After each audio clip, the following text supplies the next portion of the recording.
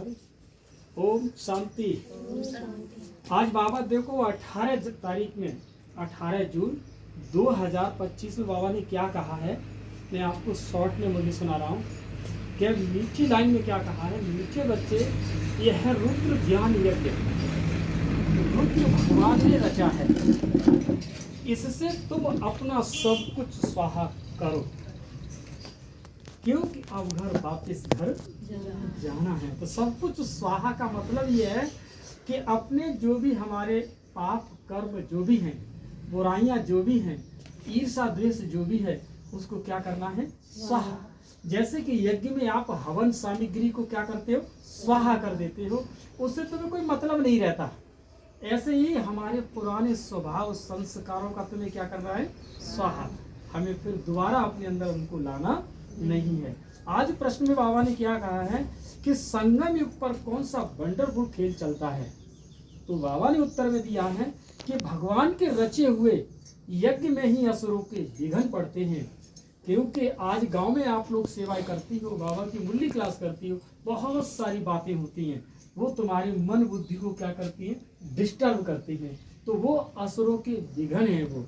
तो बाबा कहते हैं यह भी संगम पर ही होता है, ये संगम युग पर ही वंडरफुल खेल है और ये चलता है।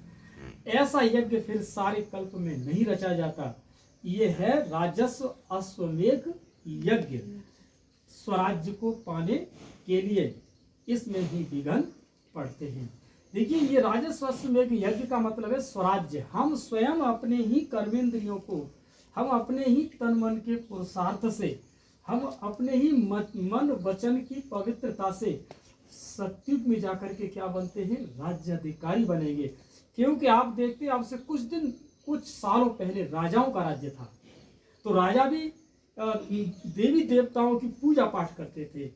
त्रेता में राम का राज्य था, तो राम का राज्य चलता था ना, तो राम की आज हम सब लोग क्या कर रहे हैं, पूजा कर रहे हैं। और ऐसे ही लक्ष्मी नारायण का यहाँ राज्य था, तो वो भी यहाँ राज्य करते थे, और आज हम सब लोग लक्ष्मी नारायण की पूजा करते हैं।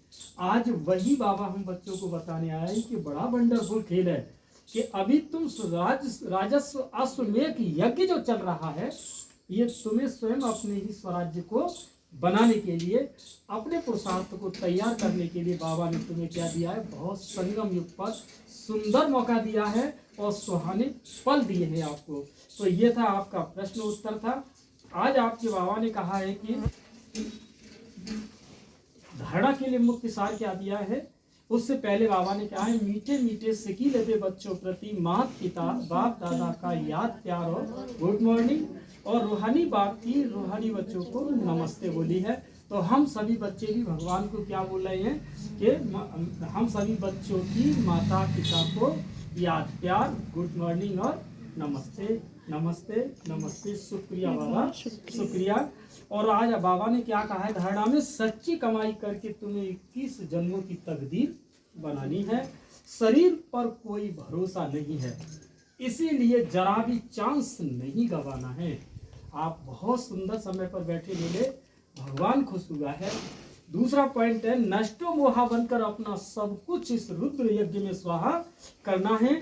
अपने को अर्पण करके ट्रस्टी हो करके तुम्हें संभालना है, साकार बाप को फॉलो करना है। आज का वरदान क्या दे रहे बाबा, तो आप सब लोग वरदान लीजिए। क्या वरदान है, बोल रहा है सभी को, ईश्वरीय नशे द्वारा पुरानी दुनिया को भूलने वाले सर्व प्राप्ति संपन्न भव। जैसे वह नशा सब कुछ भुला देता है, ऐसे ये ईश्वरीय नशा दुखों की दुनिया को सहज ही भुला देता है। उस नशे में तो बहुत नुकसान होता है, अधिक पीने से खत्म भी हो जाते हैं। लोग ज्यादा शराब पी लेते हैं तो वही मर जाते हैं, हो जाता है ना ऐसा। लेकिन ये नशा अविनाशी बना देता है। ये भगवान का नशा हमारी आत्मा में वो संस्कार डाल देता है, वो हमारे संस्कार 21 जन्मों तक साथ जाते हैं। बाबा जो सदा ईश्वरीय नशे में मस्त रहते हैं, वो सर्व प्राप्ति संपन्न बन जाते हैं। एक बाप दूसरा न कोई, यह स्मृति सदा नशा चढ़ाती है, इसी स्मृति से समृद्धि में आ जाती हो। हम भगवान की स्मृति में रहते हैं तो अपनी समृद्धि हम सभी के अंदर आ जाती है। आज का स्लोगन है, एक दो को कॉपी करने के बजाय बाप को फॉलो करो। बाप को कॉपी करो। पड़ोसन क्या कर रही है, पड़ोसी क्या कर रहा है, वो क्या कह रहे हैं, हमें उसकी कॉपी नहीं करनी, हमें तो भगवान की कॉपी करनी है। अच्छा, ओम शांति।